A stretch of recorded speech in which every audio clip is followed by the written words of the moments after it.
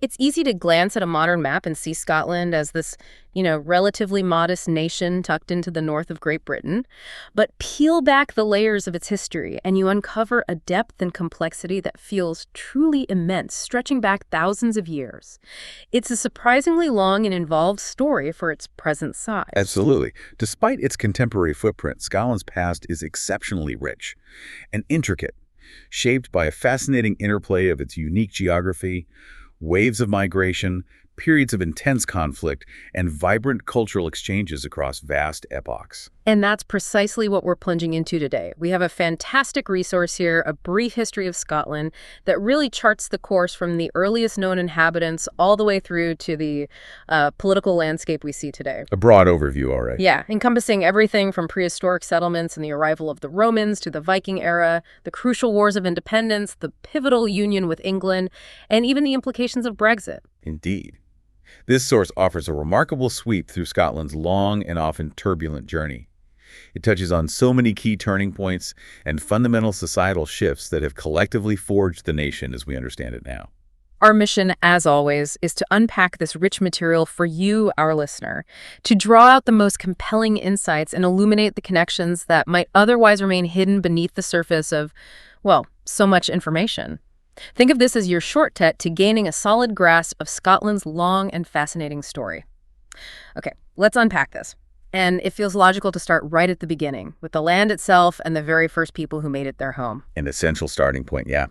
The document rightly emphasizes Scotland's distinctive geography, that roughly 34% of northern Britain, its extraordinarily long and varied coastline dotted with hundreds of islands, and its intricate network of lochs, both freshwater and saltwater, and rivers.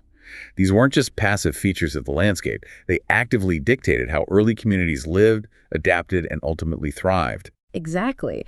The source highlights how crucial rivers were as lifelines for accessing essential resources, everything from timber and valuable minerals to the abundance of fish they provided. It's clear why early settlements would naturally cluster along these vital waterways. Precisely. And what's truly captivating is the early relationship with the sea. Even before the Neolithic period, we see indications of, well, maritime activity. The movement of people and goods between the various islands in mainland Britain during the Neolithic era strongly suggests a seafaring tradition that was already well established. So these weren't isolated, land-bound communities simply looking out at the ocean. They were actively engaging with it, even in what the source describes as flimsy craft. It's quite striking to imagine those early hunters navigating the waters around Scotland in what must have been very basic boats. And these journeys weren't likely random. The distribution of flint tools and other artifacts across different regions points to a degree of deliberate movement, and potentially even recognized routes facilitated by these early watercraft. The increase in population density that the source hints at might also be linked to the efficiency of using water for travel, resource acquisition, and the establishment of new settlements. Here's where it becomes particularly interesting for me, this idea that water transport wasn't just a practical means of getting around or finding food, but that it also played a vital role socially and politically. The arrival of immigrants and invaders by sea, that strong connection between Kintyre and Ireland and the ancient kingdom of Dalriada, maritime trade links with Scandinavia evidenced by those runic inscriptions, all made possible by boats. Absolutely. And if we connect this to the bigger picture, the simultaneous development of warfare at sea alongside land-based conflict underscores how fundamental control of waterways and coastlines would have been for establishing and maintaining power and influence throughout Scotland's long history. Moving forward chronologically, the source then guides us into prehistoric Scotland. We're talking about that immense span of time, from the first hunter-gatherer communities around 8000 BC through the introduction of agriculture and domesticated animals, the transformative Neolithic revolution with its impressive megalithic tombs, and then the emergence of ceremonial standing stones and defensive fortifications by about 1000 BC. It's a vast stretch of history. It is indeed, and each of these distinct periods left its own indelible mark on the land and on the development of human society in Scotland. The transition from a nomadic hunter-gatherer existence to settled agricultural communities around 4000 to 3500 BC was a fundamental turning point. It allowed for the development of more complex social structures and ways of life. And those megalithic tombs from around 3000 BC, the elaborate nature of the burials really does suggest a sophisticated society. Skilled artisans, a clear sense of social hierarchy, reinforcing the later connection to clan wealth and status that the source mentions. Precisely. And the subsequent appearance of standing stones and fortifications by 1000 BC further indicates increasingly organized communities and potentially a greater need for dedicated ceremonial spaces or defensive sites. What's particularly insightful here is the mention of simpler stone circles predating the more elaborate constructions, suggesting a gradual evolution of ritualistic practices over time. Then we encounter the Picts, the first people in Scotland to be mentioned in recorded history. It's astonishing how much remains unknown about them, their own name, their language, their origins, especially since they left no written records of their own. We are almost entirely reliant on Roman historians for the limited information we have. That's right. The very name Picts, which is Latin for painted people, tells us more about how the Romans perceived them, likely referring to their practice of body painting or tattooing, than how they identified themselves. The source points out the changing Roman references to them as Britons and later Cornish, hinting at possible connections, or at least shifting Roman understandings over time. And the suggestion of sub-Roman influences on their distinctive art and carvings is a fascinating avenue for speculation. And these Pictish kings, who emerge in the 6th century, ruling over these smaller Celtic kingdoms, it paints a picture of a politically fragmented landscape, right? With the most influential groups located in the east and west. It's a powerful reminder that Scotland, as a unified nation, was still centuries away. Exactly. The source underscores just how little concrete information we have about these early groups and their languages. Pictish likely being a significant language within its own time, but one that ultimately left no written trace for us to decipher. This lack of direct written evidence makes reconstructing this period of Scottish history particularly challenging for historians. Let's delve a bit more into these early settlements and the impressive Neolithic monuments. The source highlights those first Neolithic farmers arriving around 5000 BC who began farming, raising livestock, and constructing those stone burial chambers known as cairns, which, as we noted, became enduring symbols of wealth and social standing. And the continuing profound influence of the sea on these early Stone Age tribes is a key aspect. They were clearly skilled fishermen, navigating the coastal waters in what were probably quite rudimentary boats. The archaeological finds in caves, traces of their fishing activities, cooking fires, and even burial sites provide a tangible connection to their daily lives and their reliance on the marine environment. It's also truly fascinating to contemplate those ancient picture temples and sacred groves located in the forests, hills, and mountains. And the sheer number of standing stones found across Scotland, that ancient practice of erecting these sacred stones, sometimes in circles, sometimes in isolated groups. It really speaks to a deep spiritual connection to the land, a dimension of their beliefs that we can only partially understand today. Indeed. These enduring monuments serve as a potent reminder of the complex belief systems and ritual practices of these early societies. The subsequent shift towards warfare becoming an almost inherent aspect of clan life, with the development of strongholds and even gladiatorial-style combat, paints a picture of increasing competition for territory and vital resources. The later movements of defeated clans, with some seeking refuge in the Highlands, and others, like those from the Hebrides, migrating to Ulster in modern-day Northern Ireland to establish the Kingdom of Dalriada, well, that represents a significant development with long-term consequences. And this is where the Scots themselves begin to actively enter the narrative, initially not in conflict with the English, but rather interacting with other Celtic tribes, specifically the Goidels, along the western coasts of Ireland. These Goidels were Gaelic-speaking Celtic people, distinct from other Celtic groups in Britain at the time. The arrival of Gaelic-speaking tribes, led by figures like Conall Gulban, who also brought early forms of Christianity associated with St. Patrick, and the subsequent development of the Gaelic dialect in Western Scotland, these are pivotal moments in shaping the linguistic and religious landscape of the region. Absolutely.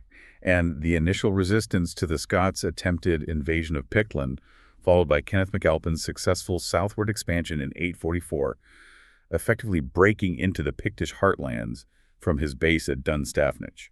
That's a crucial turning point, often considered a key step in the eventual unification of the Picts and the Scots. Then the source provides a more detailed look at these Neolithic monuments, the stone circles, standing stones, and chambered burials. It really emphasizes their lasting significance as an archaeological legacy, dating back to a period of profound social change and the emergence of more structured communities with specific funerary and ceremonial traditions. And their remarkable survival over millennia, thanks to favorable preservation conditions, makes them incredibly valuable for our understanding of the distant past. The sheer estimated number of stone circles that once dotted the Scottish landscape, nearly 3,000, is staggering, even though many have sadly been lost over time due to ruin or deliberate demolition. Wow, 3,000. Yeah. The variety in their design, ranging from simple oval arrangements to much more complex structures, and the distinct regional styles of standing stones further highlight the complexity and diversity of these early societies. And the tombs themselves, ranging from simple piles of stacked stones to the larger, more elaborate chambered tombs with massive capstones.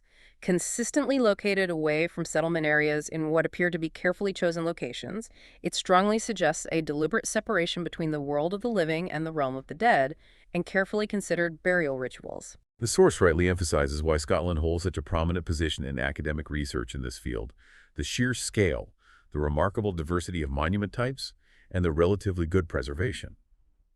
Along with the wealth of Upper Paleolithic and Neolithic materials discovered within and around them, provide invaluable insights into the social, political, and economic significance of these early communities. The elaborate construction of these monuments, requiring a substantial investment of economic resources from farming communities, and the incredibly well-preserved engravings and carvings, considered among the largest and best in Europe, offer unique visual narratives into their beliefs, cosmology, and social structures. Let's now move into the Bronze and Iron Ages. The source mentions studies from the 2000s that have re-examined Bronze Age burial practices within the broader context of funerary traditions, taking into account earlier practices and underlying belief systems. There's discussion of the disarticulation of skeletal remains and the possibility of secondary burial in roundhouses or enclosures, a rather intriguing area of anthropological research that is, as the source notes, approached with careful ethical considerations. It is.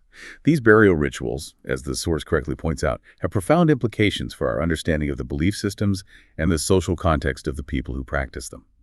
The findings from the Loch Awe burial mound, which suggests potentially differing ideologies regarding the treatment of the dead in early Iron Age Scotland, highlight the evolving nature of these practices over time. The brief mention of Dunat Hillfort reminds us of the increasing importance of fortified sites, likely reflecting shifts in social organization and potential intergroup competition. Interestingly, the source points out that detailed academic studies on the specific transition from the late Bronze Age to the Iron Age within Scottish archaeology are relatively infrequent, with a more general trajectory being assumed based on broader European patterns. This terra incognita of the first millennium BC, despite more focused studies on earlier and later periods, suggests a gap in our detailed understanding of this particular transformative phase in Scottish prehistory. That's a crucial observation. While we have increasingly rich insights into the late Bronze Age and the emerging archaeological evidence from subsequent periods, the precise mechanisms and timelines of how the transition to the Iron Age unfolded specifically within Scotland remain somewhat unclear. The suggestion that late Bronze Age traditions might have persisted longer in certain regions, such as the Western and Northeastern Isles, potentially acting as a bridge to what we recognize as the Classic Iron Age, is a valuable area for ongoing research. It could offer important clues about cultural continuity and change. Now we arrive at the Romans.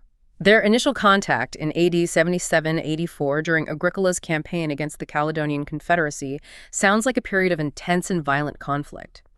Agricola's victory at the Battle of Mons Graupius led to a degree of Roman expansion, reaching as far north as the Firth of Forth and also extending into southwest Scotland. But that Roman occupation was not destined to last. The source highlights the strategic withdrawal of Roman troops after AD 87 due to civil unrest and military priorities elsewhere in Britain, which led to a redrawing of the provincial boundaries and the eventual loss of direct Roman control over southern Scotland. The later attempts to reassert imperial authority with the construction of the Antonine Wall, ultimately abandoned around AD 164 due to persistent tribal resistance and logistical challenges, clearly demonstrate the limits of Roman power and influence in this northern part of the island. And those fortifications established along the strategic firths of Forth and Clyde marked another phase of Roman presence. But by the 4th century AD, facing increasing pressure from raids by the Irish and the Goths, coupled with further troop withdrawals to address issues in other parts of the empire, the Romans began constructing larger defensive fortifications within the existing cities. Yet, as the source notes, these measures did little to deter the growing threat from raiders, who are now identified as belonging to the emerging Scottish and Pictish kingdoms. The eventual and definitive Roman withdrawal around AD 410 created a significant power vacuum across Britain. The source points out how this likely intensified the territorial anxieties and conflicts among the native rulers, and how the gradual establishment of the Roman Church and the parallel growth of monastic traditions began to form new centers of influence and authority in the post-Roman landscape. It's vital to remember, as the source reminds us through the writings of Gildas, that the native Celtic populations were far from passive during this period. They actively resisted Roman encroachment and later sought to define their own identities and political structures. Right. There was clear resistance, and the native church actively moved into the power vacuum left in urban centers, effectively leading to a de-Romanizing of Christian practices and identities in the region. The hint of Roman influence on the early Celtic church, as suggested by that Welsh text, offers an interesting thread connecting Scotland to broader early Christian narratives and missionary endeavors across the Celtic world. Indeed.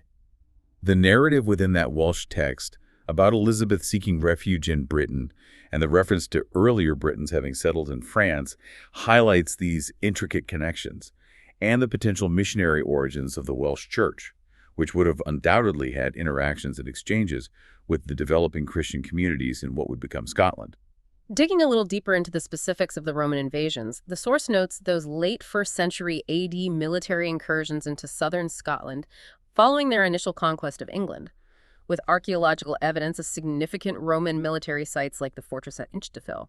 However, the sustained and often fierce resistance from the native British tribes meant that the Romans never truly managed to establish a lasting presence north of the strategic firths of Forth and Clyde. This extended period of ongoing tribal rivalry and activity in eastern Scotland, even with some level of indirect contact with the Roman world through trade in goods and trinkets, is a significant aspect of this era.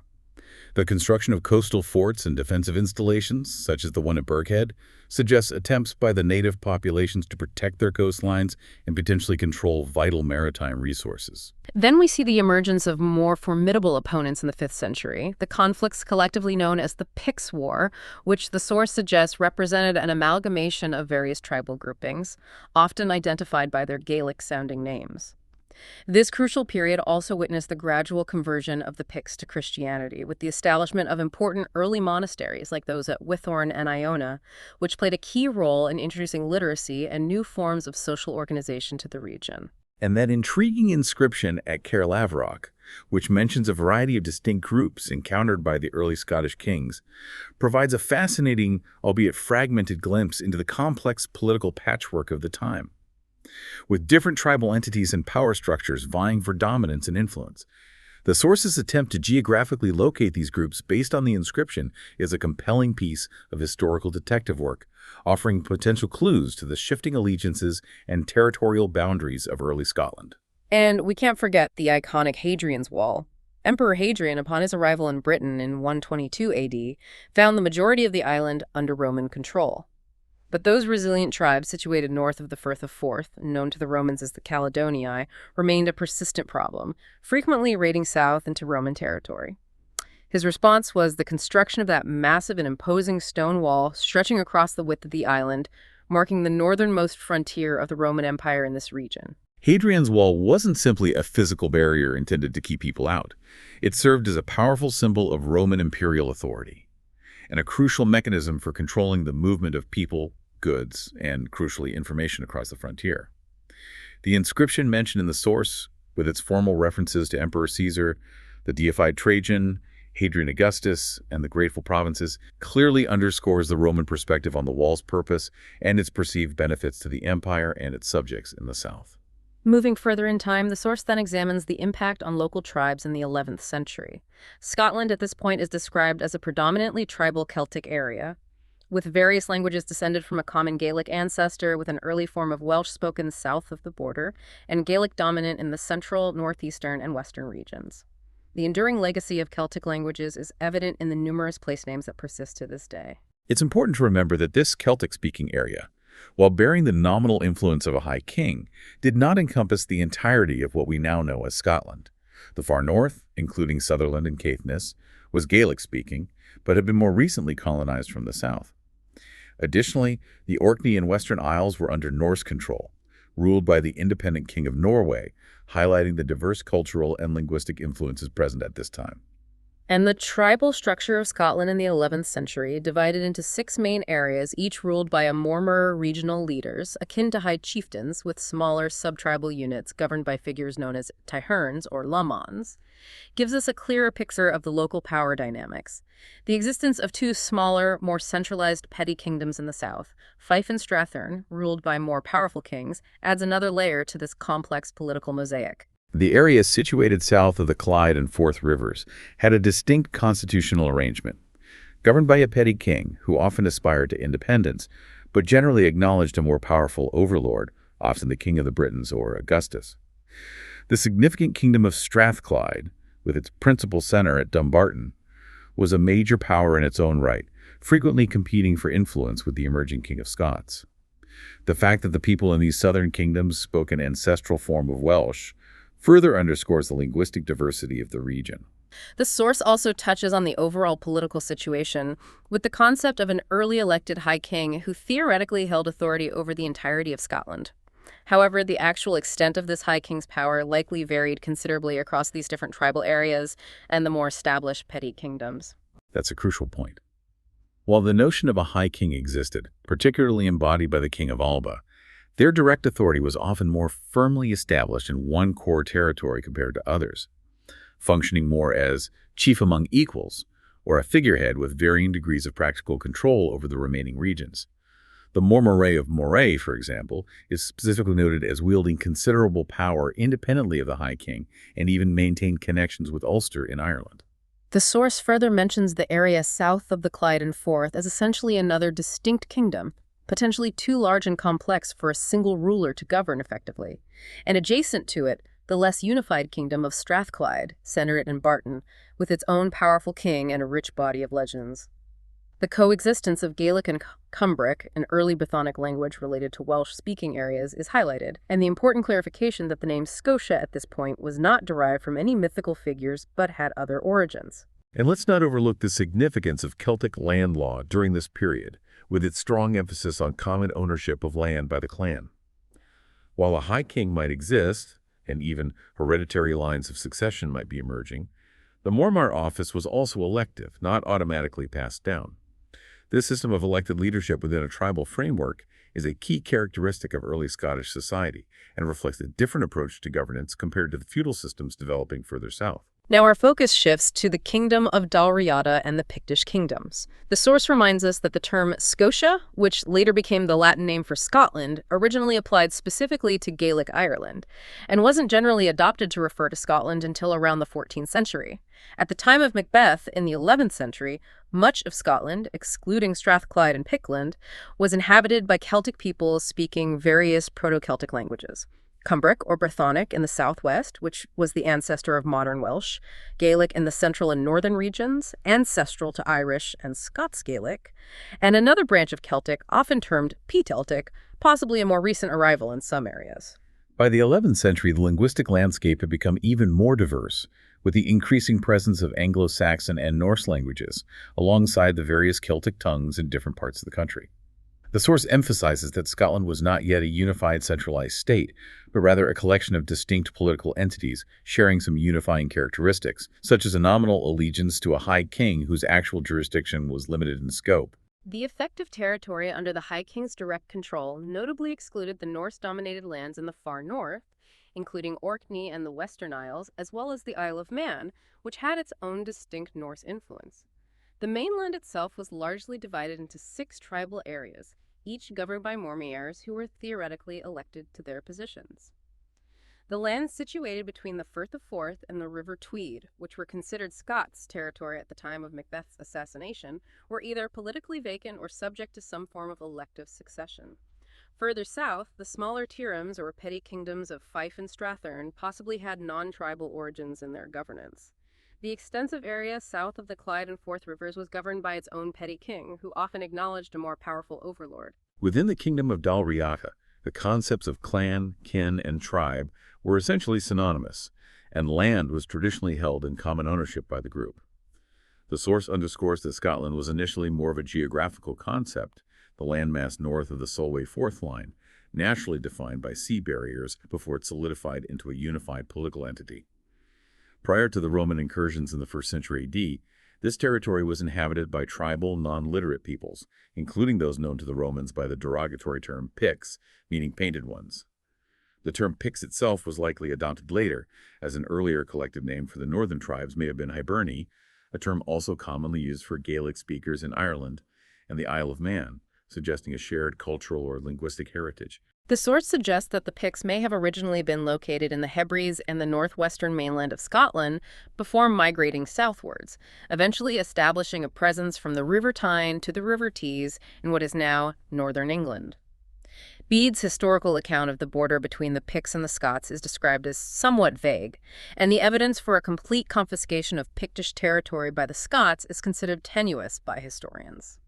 By the late 2nd century AD, at least a portion of Pictish territory appears to have been under some form of external influence, and the genesis of their political structure can be partially reconstructed through the writings of Gildas in the 6th century.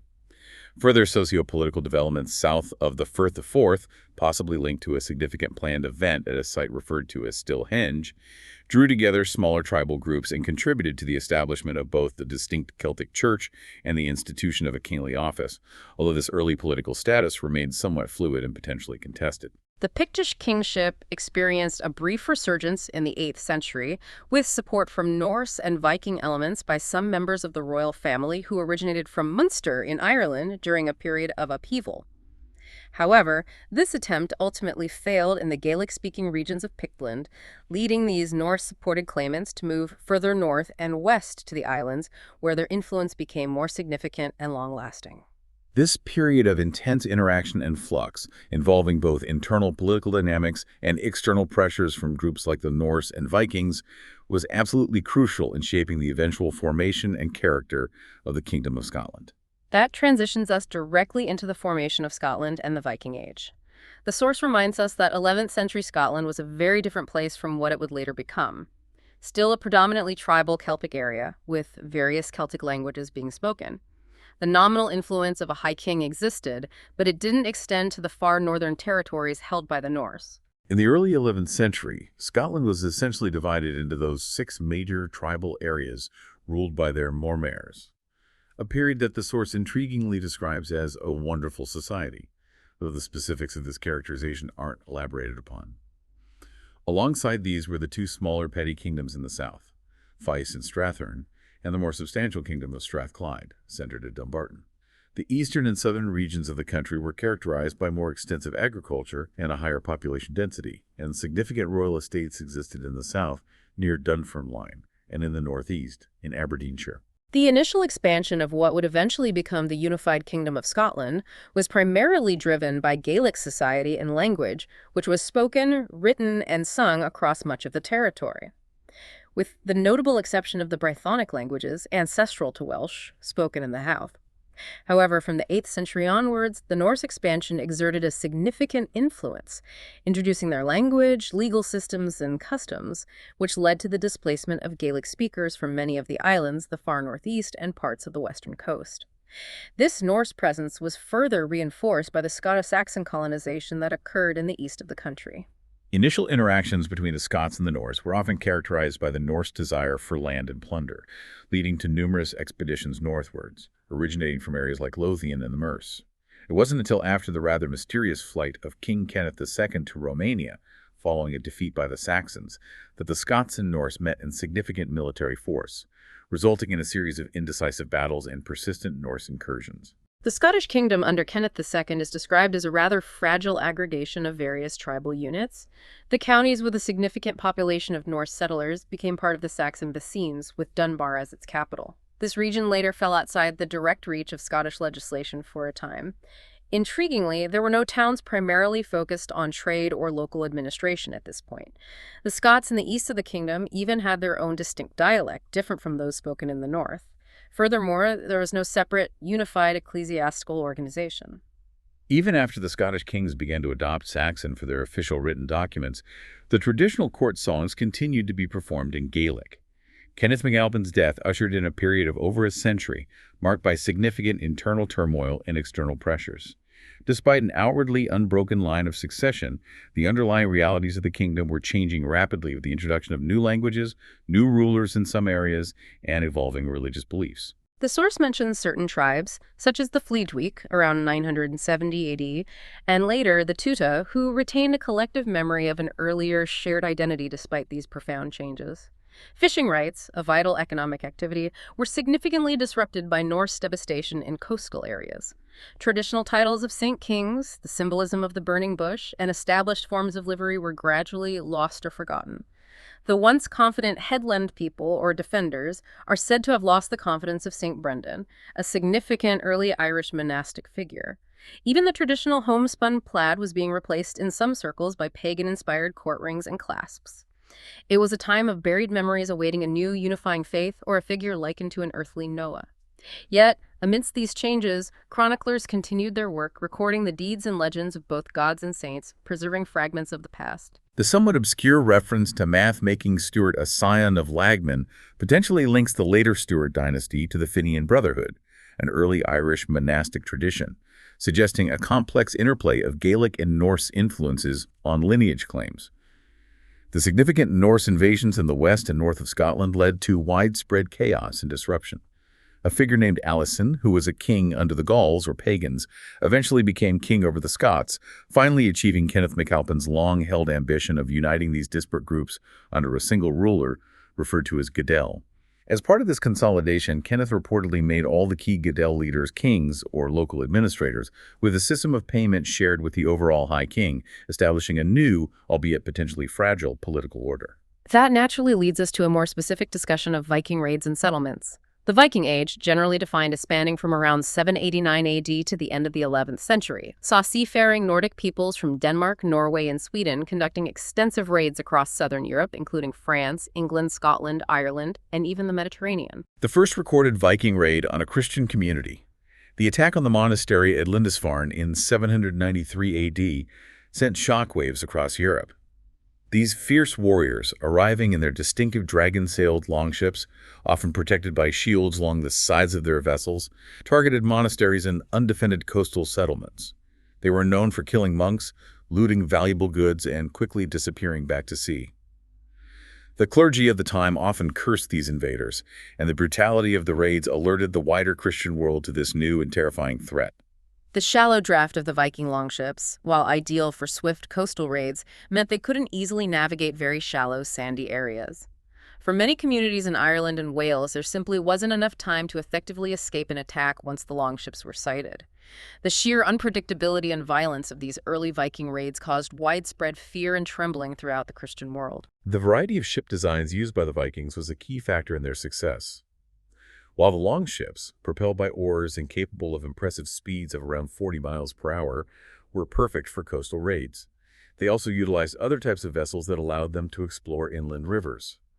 The war galley, with its relatively shallow draft of only about 3 feet, enabled them to launch rapid attacks far inland along rivers like the Scheldt, Seine, Loire, and Rhone, often catching unsuspecting towns and monasteries completely off guard.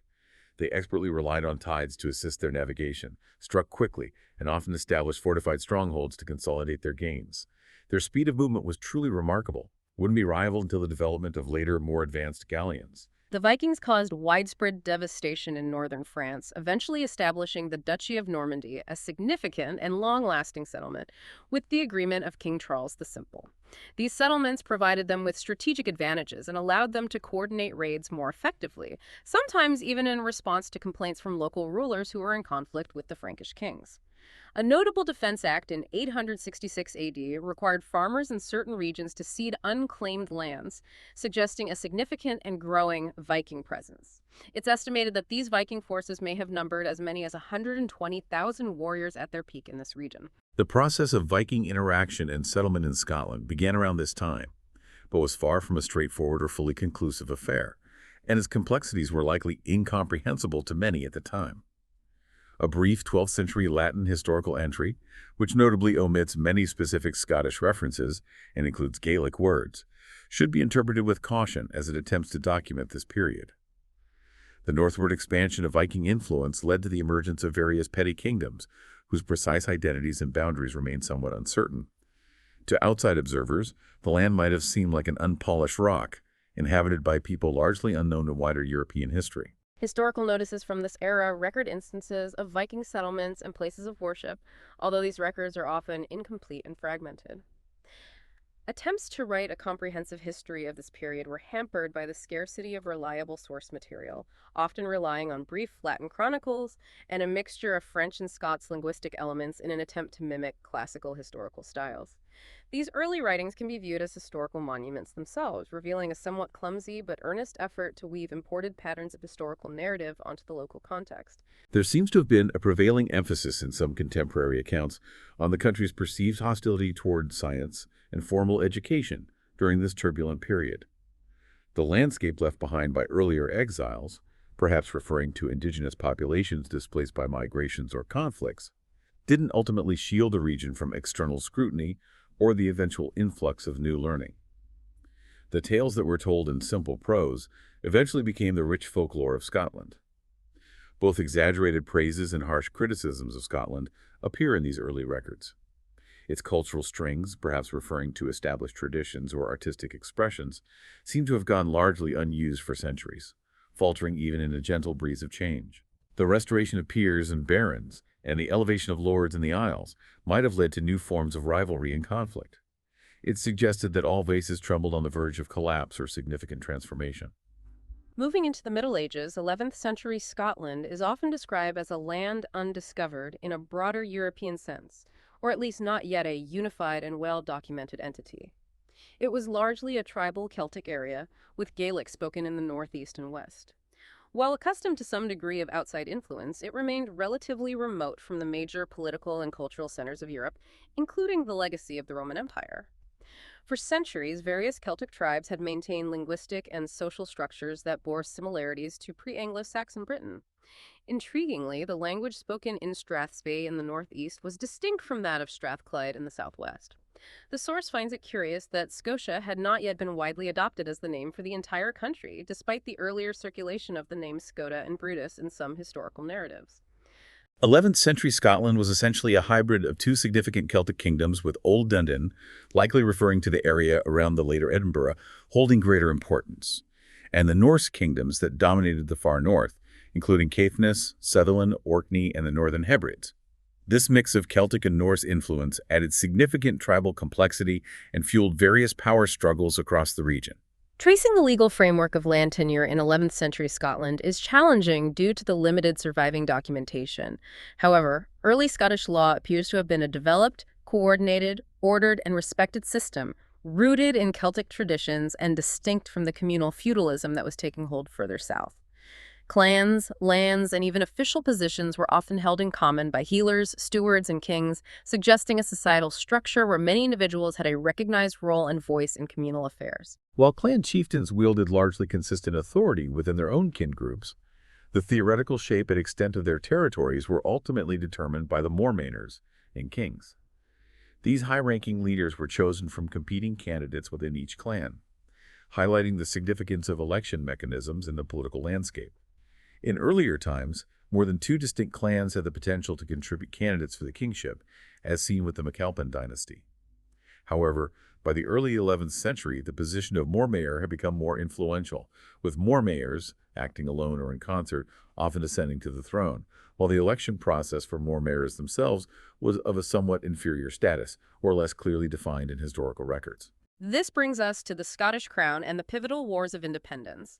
11th century Scotland is again characterized as an almost entirely tribal Celtic area, where various Celtic languages were spoken.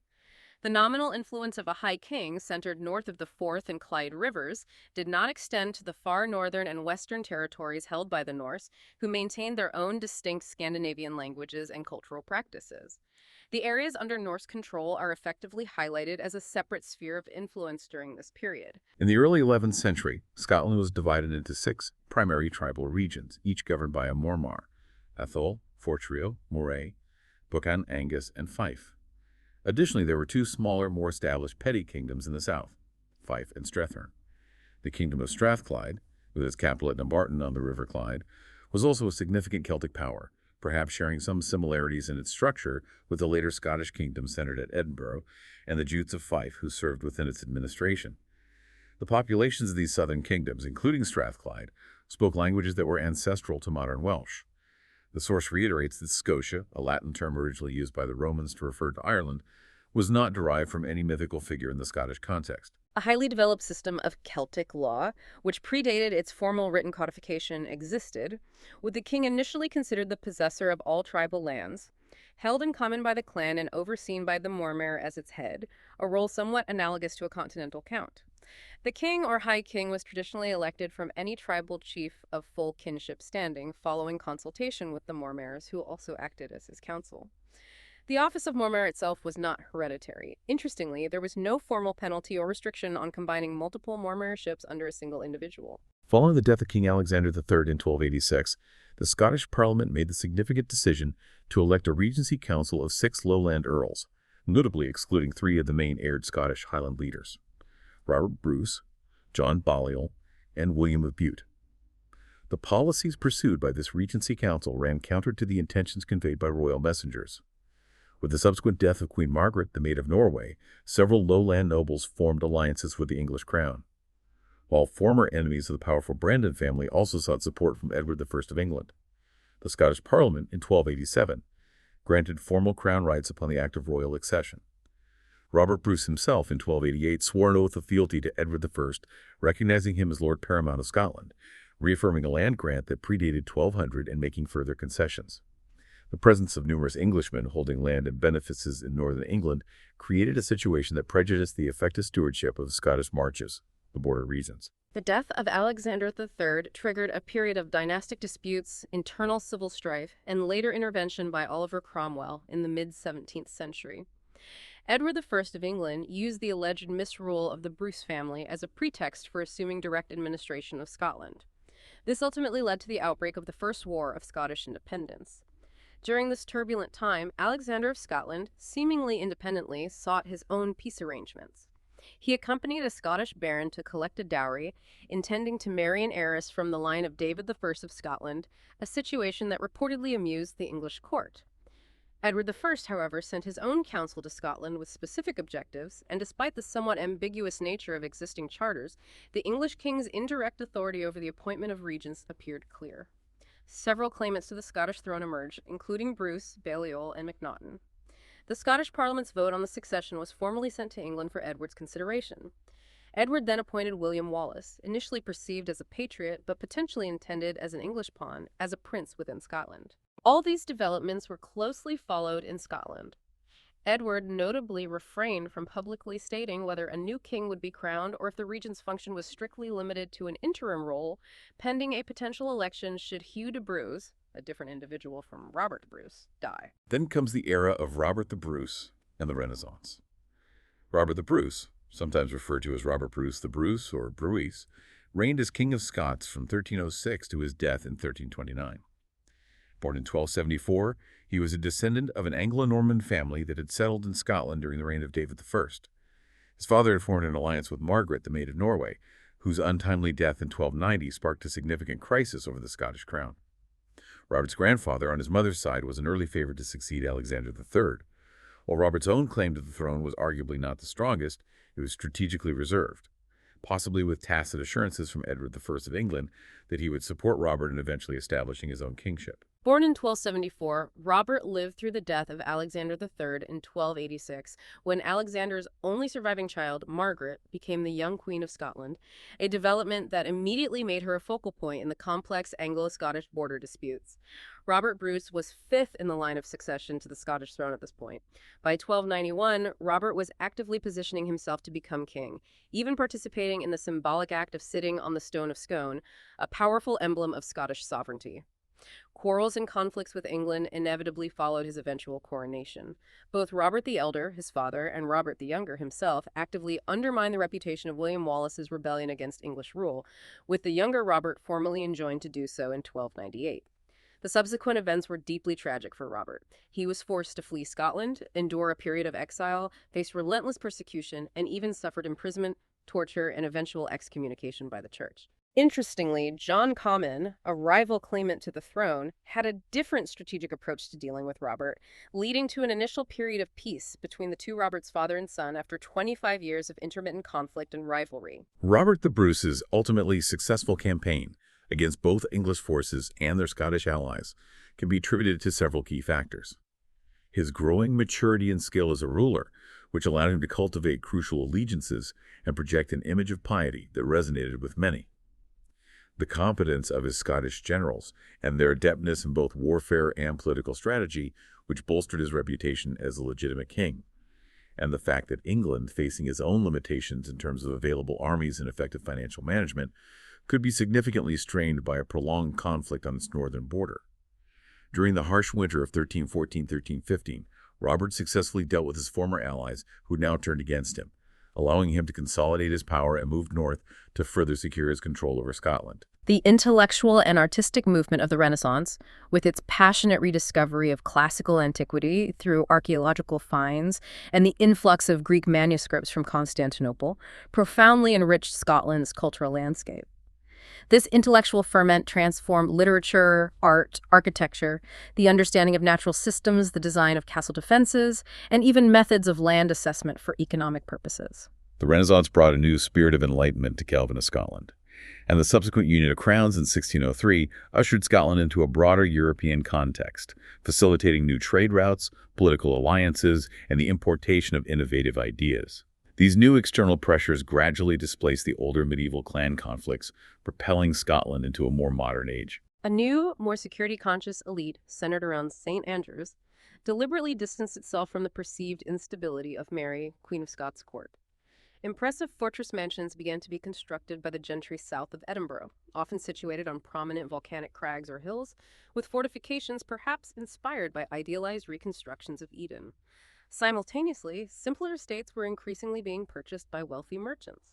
Both types of dwellings, in their own way, embodied a distinct Scottish sense of place and a subtle defiance of external influences. The Renaissance had a significant and multifaceted impact on Scottish life, its political structures, and its architecture, contributing to the growth of both the royal court and urban centers. The religious upheavals and political machinations of the time deeply split loyalties within Scotland, leading to conflicts between opposing communities. Figures who were once dismissed as mere cosmetic versifiers rose to become recognized as great serious poets, and traditional stone construction gradually gave way to more decorative wood paneling and plasterwork in interiors. Architecturally, the introduction of dormer windows, distinctive crow-stepped gables, the prominent display of coat armor, intricate window tracery, and the use of candelabra opened new aesthetic horizons. The Renaissance also fostered a sense of wistful reflection on the past. Scholars and writers drew parallels between Scotland's extinct volcanoes and its vanished Celtic kingdoms, expressing a longing for a unifying national epic that could be pieced together from scattered ballads and newly translated ancient texts. Language itself became a central point of engagement and debate.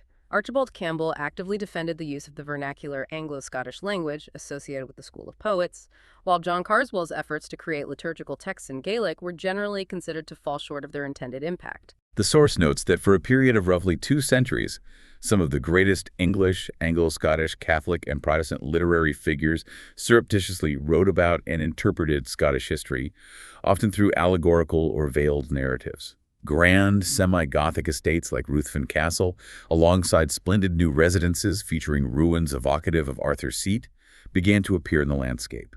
Religious texts and practices, including the other divine services interpretation of biblical measures, offered contrasting expressions of faith that resonated with both anguished English and more lyrical, kilted Anglo-Scots traditions, often symbolically displayed on shields for centuries. These cultural and intellectual developments of the Renaissance and the early Reformation laid a complex foundation for the significant social and political transformations that would follow in Scotland. That brings us to cultural developments and the pivotal religious Reformation. The source suggests that the early Scots actively sought to establish and define their civilization through connections to sacred places and local deities, articulating a fundamental need for ultimate gods deeply rooted in Gaelic mythology and pre-Christian beliefs. The spiritual authority of Pictish and early Scots royalty sought to anchor their power and legitimacy through both a global Christian vision and the integration of local divine institutions.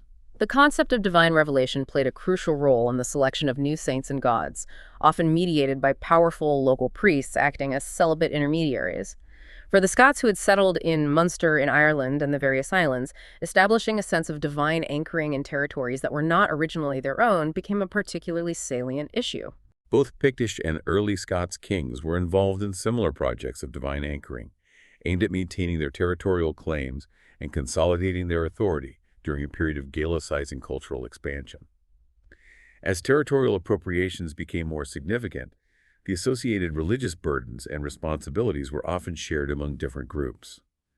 Acts of valor performed against the metaphorical beasts of the New World, perhaps representing challenges to the established order or the introduction of new beliefs, were highly valued and imbued with religious significance. A different worldview was emerging in Western Europe through the process of Christianization, which often involved a degree of syncretism, incorporating beliefs in the inherent sacredness of certain plants and animals within a cyclical understanding of time and nature.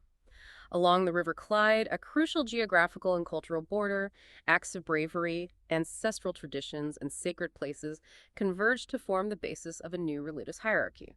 Territorial claims and appropriations were symbolically mapped and legitimized through the association with holy plants and animals, often mediated by divine agents or interpretations of natural phenomena. This complex interplay of religion and territoriality significantly governed border debates and the development of national identities in the increasingly islanded nation-states of Europe. A wise council of priest-monks continued their deliberations under the leadership of Dimacan Macar Gaylor, navigating a complex landscape of overlapping languages and cultural traditions. Their discussions ultimately led to significant sites like Uniasfrith and Meisid, a borough in Elben, representing the second in succession from Dalgada, and the symbolic fall of Agincoll and Elba, leading to the construction of Double Dun, an enclosure featuring a sacred pool whose reflective waters prevented a symbolic reenactment of Genesis, all contributing to a subtle but deeply integrated visual culture that arose through what were likely agonizing and intellectually stimulating processes of theological and cultural synthesis. Religion, driven by the fundamental human experiences of the fear of death and the hope of heaven, was deeply interwoven with the daily lives of 16th century Scots. It commanded their undivided attention, shaped their thoughts, animated their social, commercial, political, and domestic interactions, inspired their poetry, intrigued their historians, spurred the pens of witty commentators, and ultimately lifted both the sword in battle and the standard of the covenant in times of religious and political strife. Throughout the 16th century, virtually every aspect of Scottish life, both social and political, was profoundly religious in nature. Scottish historians have increasingly recognized the significant role and contributions of the pre-Reformation Church. The prevailing national identity was deeply Christian, and much of early Scottish history was viewed as a struggle for both national independence and religious autonomy. The growth of a purely national church was seen as a necessary prerequisite for true statehood, and achieving a union under the supremacy of the Scottish branch of the Roman Church was a key aim for many within the country. The source suggests that Scotland's religious beliefs were conquered and transformed multiple times throughout its history. The pre-Reformation Church in Scotland was, in essence, a national institution, deeply integrated into all aspects of national life, both spiritual and temporal. The Scottish clergy held significant and exclusive power in ecclesiastical matters and maintained the right of excommunication, which served as a powerful, if sometimes controversial, sanction against unwise or unjust actions by the rulers of the time. The primary aim of the Scottish Reformation was to restore what was perceived as the pre-Reformation Church in its essential national character, prioritizing this goal even over reforms that sought to abolish foreign, papal, or oligarchical rule by a small elite control. This fundamental belief in a national church persisted long after the possibility of a simple restoration had passed, as Europe itself was irrevocably changed by the widespread violence and theological shifts of the broader Reformation movement. This intense focus on establishing a distinct national form of Christianity had a profound and lasting impact on the development of Scottish identity and its relationship with both its own rulers and its neighbors. Now we arrive at the pivotal union with England and the Act of Union. After a prolonged period of struggling to establish a stable and effective system of government, Scotland formally reunited with England on May 1, 1707. While political and economic factors were undeniably significant drivers, England's dominant position arguably overshadowed these reasons and the symbolic weight of the Union itself. The crowns of Scotland and England had been united since 1603 with the ascension of James VI of Scotland to the English throne as James I. This personal union persisted after the death of Queen Anne in 1714, but the final and more comprehensive union required the Acts of Union passed by both the Scottish and English parliaments in 1707. While many Scots had long considered some form of closer union with England, several key events needed to occur to pave the way. These included the Glorious Revolution of 1688, which saw James VII of Scotland, James II of England, flee, and William of Orange ascend to the throne. With the Jacobite attempts to restore the Stuart line of succession failing after 1701, the Stuarts continued their political intrigue until the Act of Union effectively resolved the issue of succession. The drive for union was particularly strong in the south of Scotland. England actively sought to persuade the Scottish Parliament to agree to a full union, although initial attempts proved largely fruitless. Scotland's significant economic difficulties following failed colonial ventures like the Darien scheme in Panama and attempts at colonizing Orkney highlighted the urgent need for access to a larger market. England's imposition of a malt tax, which placed heavy duties on Scottish malt production, was widely viewed as a hostile act aimed at monopolizing a vital Scottish industry. The proposed union offered Scotland the promise of equal representation in a new British Parliament, and a chance to reverse its growing economic dependence on English business interests, as well as potentially curtailing internal political conspiracies and instabilities. The formal incorporation of Scotland into the Kingdom of Great Britain through the Act of Union in 1707 followed the development of several key features of the Scottish polity, including established systems of land ownership and governance, representative institutions, the Scottish Parliament itself, and a relatively well-educated civil society capable of engaging in political discourse. Scotland continued to function as a distinct polity in areas such as its international relationships, the promotion of trade, the regulation of markets, the maintenance of peace, the administration of justice, the regulation of marriage and civil rights, and the provision of schools and poor relief. From 1707 onwards, Scotland was primarily governed from Westminster, but specific arrangements were put in place to allow for the coexistence of separate Scottish governance institutions. The Scottish Office, though located at a distance, administered matters that were specifically reserved under Scots law. Distinctive forms of local government persisted in Scotland for some time, gradually being replaced by single-tier council structures, similar to those in England, Wales, and Northern Ireland throughout the 20th century. The distinct characteristics of Scottish local governance arose from its unique political history, including numerical factors related to population distribution, specific community interests, and power balances that were deeply rooted in Scotland's history of land ownership and geographical divisions. The Scotland Act of 1998 brought about two fundamental shifts in the governance of Scotland. It conferred significant legislative competence to a newly established Scottish Parliament and created new institutions of political representation within Scotland itself. This act granted substantial powers and responsibilities to the Scottish Parliament over a wide range of non-reserved matters, enabling it to make laws under clearly defined criteria. The reserved powers model adopted, largely drawn from the Canadian experience, proved to be a complex framework for negotiating the boundaries of those matters that remained under the control of the UK Parliament. This re-establishment of a Scottish Parliament with significant legislative powers marked a profound shift in the governance of Scotland and has had a lasting impact on its political landscape and sense of national identity. Speaking of impact on Scottish identity, the source argues that a society's sense of identity is shaped by its past events, traditions, cultures, beliefs, and the feelings and interpretations that arise from these, ultimately influencing attitudes and perspectives. The experience of colonialism, both direct and indirect, created a significant lack of understanding of Scotland and what it meant to be Scottish. Scotland was often portrayed as a quaint, witty, and romantic adjunct to the larger British entity, aspiring to leadership but perceived as financially unstable. Scottishness itself was often ill-defined, failing to acknowledge modern complexities and leading to a homogenization of the diverse experiences and identities of Scots. In situations of neocolonialism, Scottish identity was often filtered and fragmented through the lens of the British imagination and a form of colonial invisibility, where Scottish contributions and distinctiveness were downplayed or assimilated. The process of colonialism actively shaped identities, and the medium of film played a significant role in the reimagining and alteration of Scottish identity in popular culture.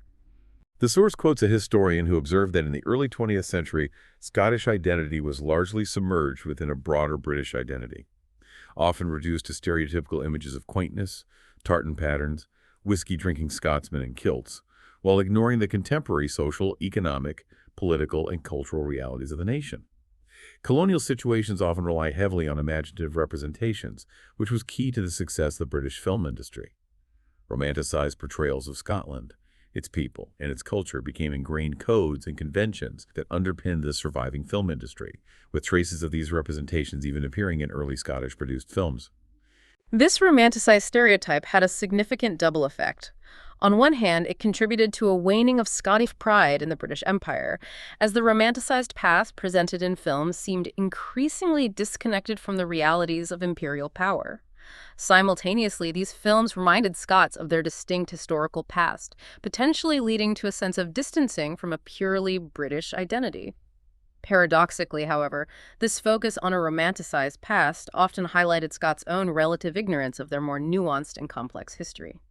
Several elements placed late 20th century Scotland in what could be described as a neo-colonial situation, the doomsday scenario of the late 1980s, characterized by a period of high conservative political dominance in the UK, coinciding with low levels of conservative support in Scotland, led many Scots to perceive their situation as fundamentally unjust and akin to a form of neo-colonial rule, which some believed could only be rectified through radical political change, perhaps even a form of revolution. Nationalist political movements increasingly framed the UK's central government as an imperial power exerting undue influence over Scotland.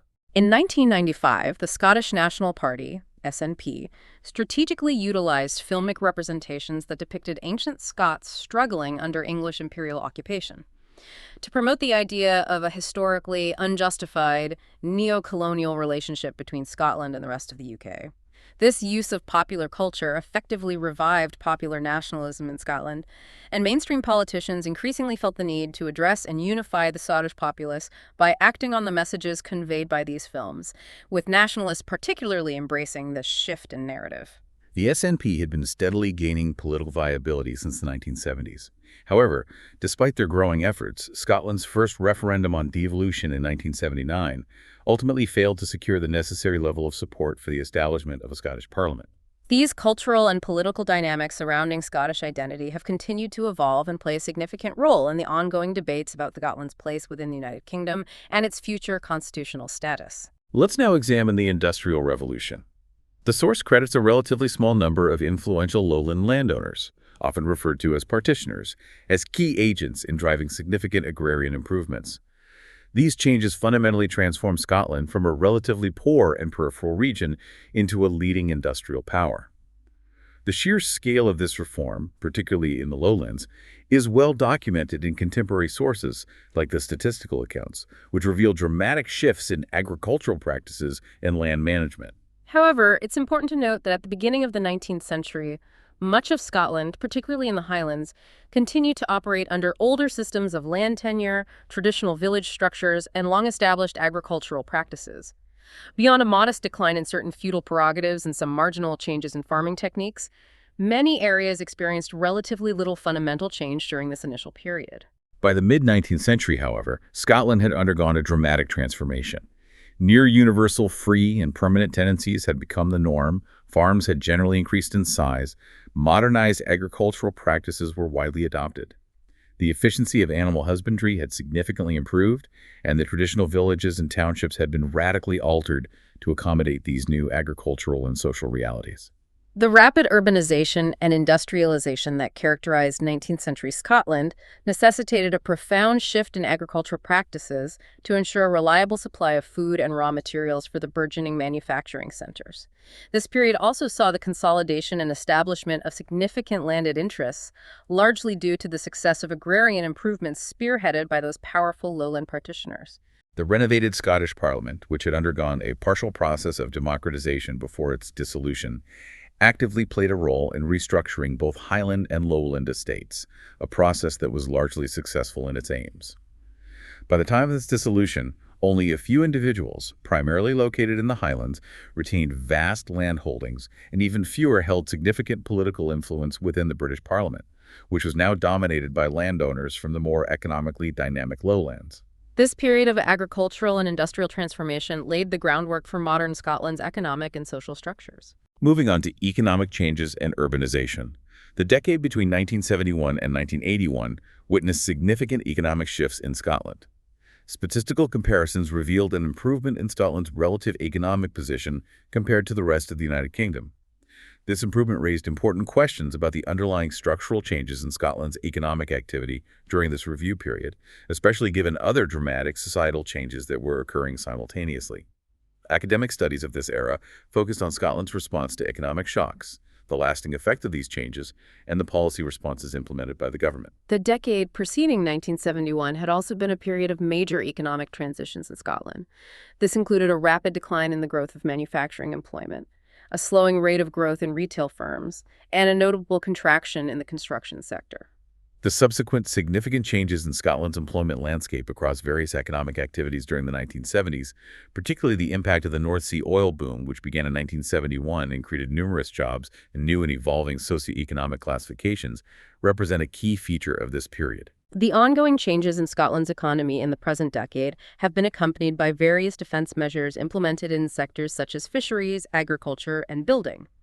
However, a detailed analysis of these specific defense responses and their broader consequences is not feasible within the scope of this discussion. Similarly, the effects of wage restraint policies on unemployment levels, investment patterns, and the wider Scottish economy during the period of 1982 to 1986 would require a more substantial and dedicated analysis. Urbanization, the fundamental shift from a predominantly rural society to one centered around urban areas, was a highly significant transformative process within the broader context of modernization in Scotland. Urban areas are generally characterized as agglomerations with higher population density, more complex social and economic structures, and they perform specific and vital roles within larger integrated systems. They are widely recognized as central to the processes of societal modernization and the development of modern identities. The phenomenon of urbanization has been a subject of extensive interdisciplinary research across various academic fields. Its global nature and its profound importance in shaping contemporary social and environmental problems, particularly in the context of increasing globalization, have led to a renewed scholarly interest in the roles of global cities, their interconnectedness within networks, and the critical issue of urban sustainability.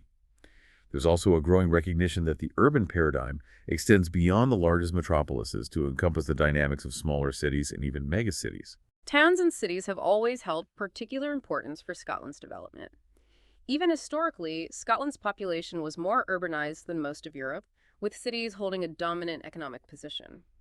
The Industrial Revolution further intensified this trend, leading to the emergence of significant regional inequalities, with urban prosperity concentrated in areas focused on textiles and heavy engineering, contrasting sharply with rural depopulation in other parts of the country.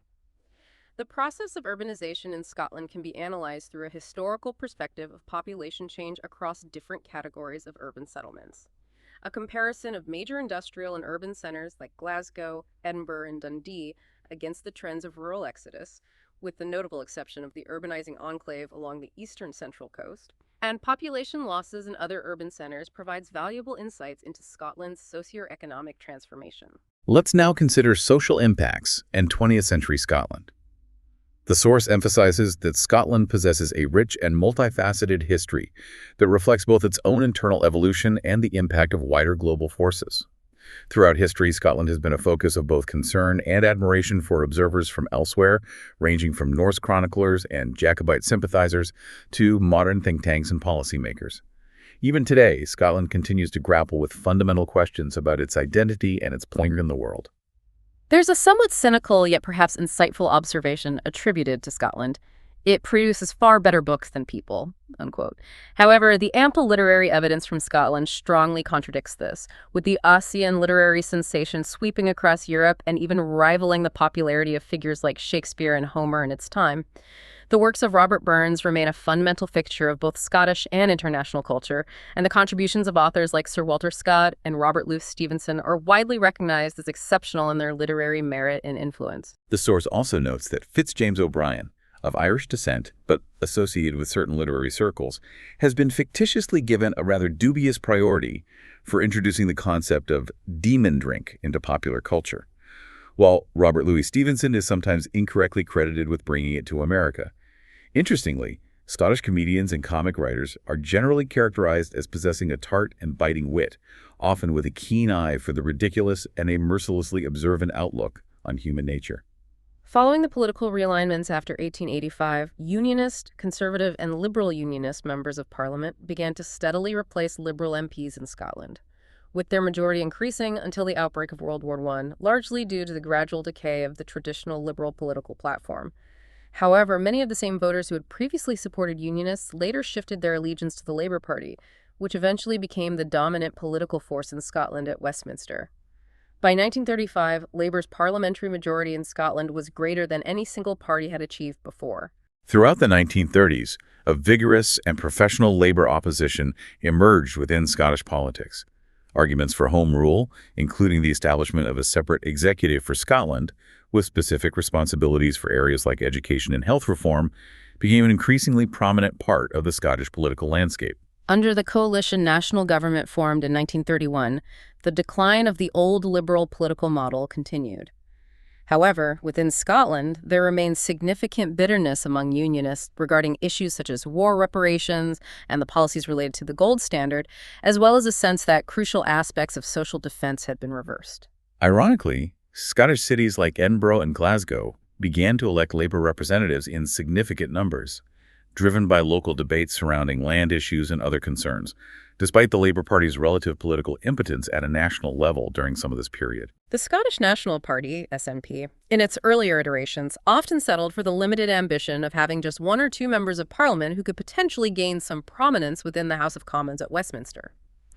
However, the party suffered what the source describes as conspicuous failures and a period of phenomenal self-destruction due to a lack of strong public support and internal divisions, exemplified by controversial proposals such as merging with Welsh nationalist movements. That leads us to the impact of the world wars and the post-war economy.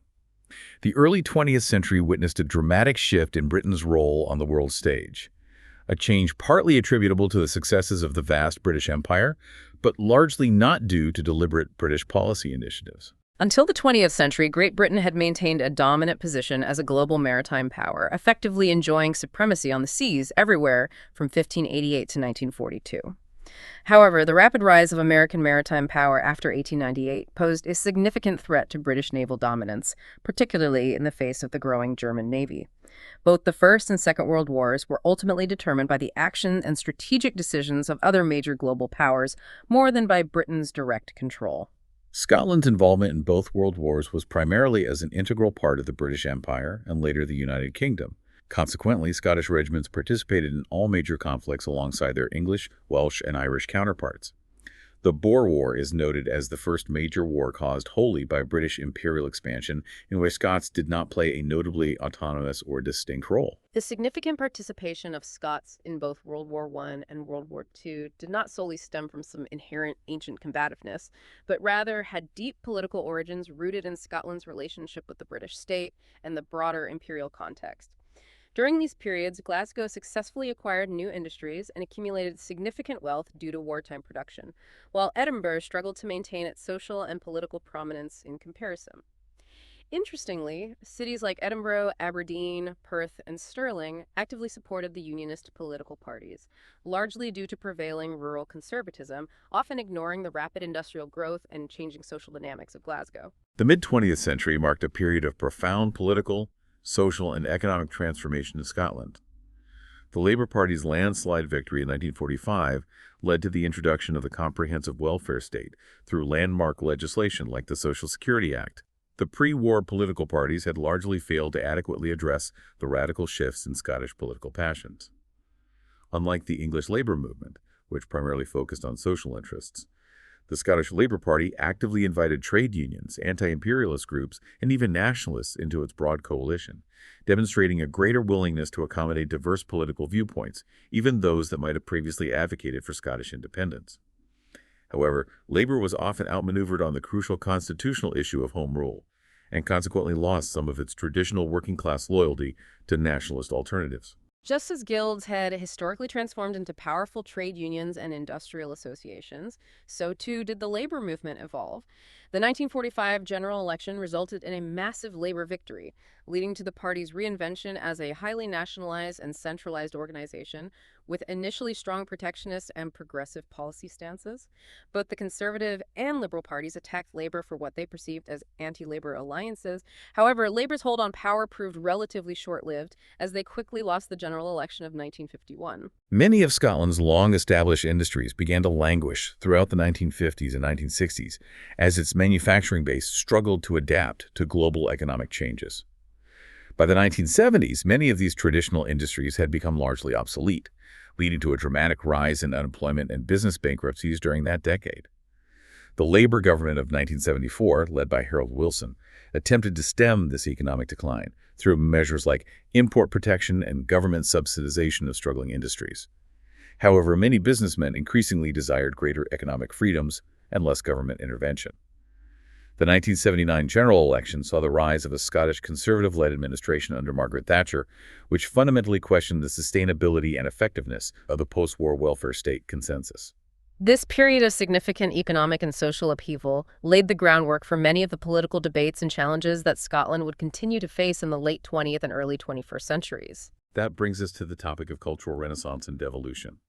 The periods of significant social and political disorder in 16th century Scotland highlighted the fundamental need for a stable environment of public order as a prerequisite for sustained human endeavors, including the flourishing of the arts and intellectual pursuits.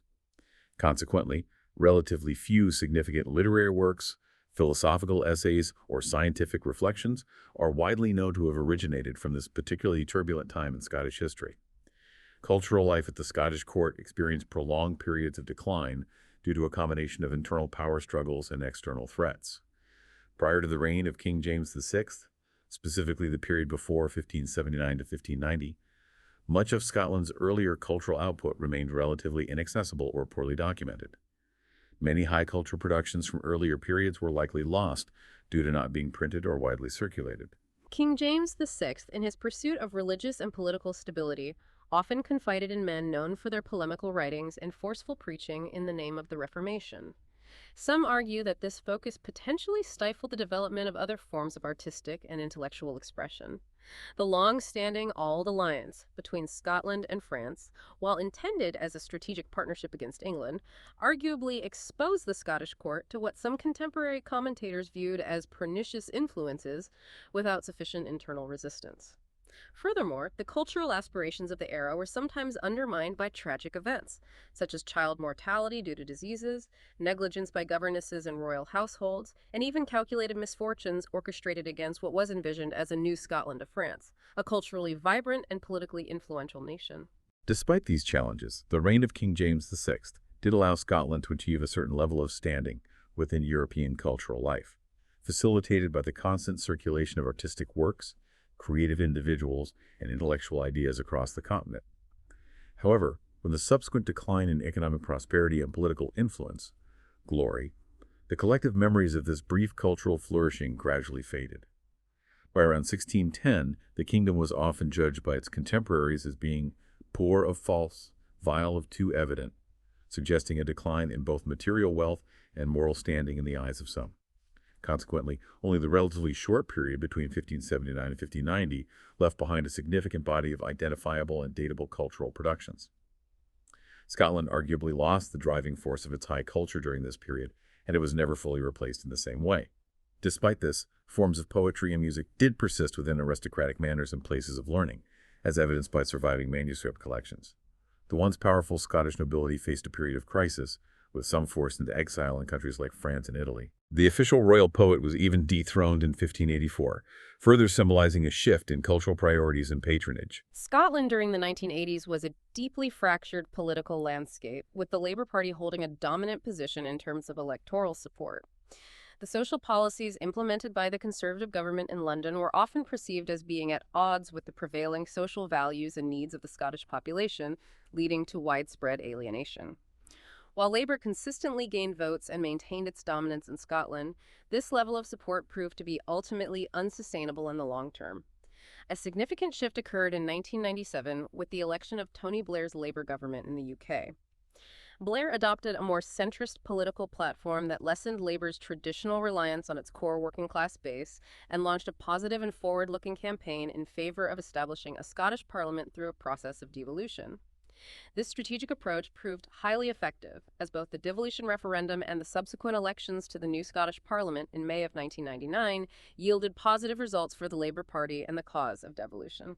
The overall long-term impact of the Scottish Parliament is still a subject of ongoing assessment and debate, but its establishment was undeniably a watershed moment in modern Scottish history, initially reinforcing Labour's dominant political position in Scotland. The Labour government in the UK oversaw the formation of the first Scottish Parliament, following the successful devolution referendum in 1997. For many Scots, the return of parliamentary powers to Scotland resonated deeply, often perceived as a significant moment in the nation's history, representing a return to a position of self-governance that had been absent for centuries.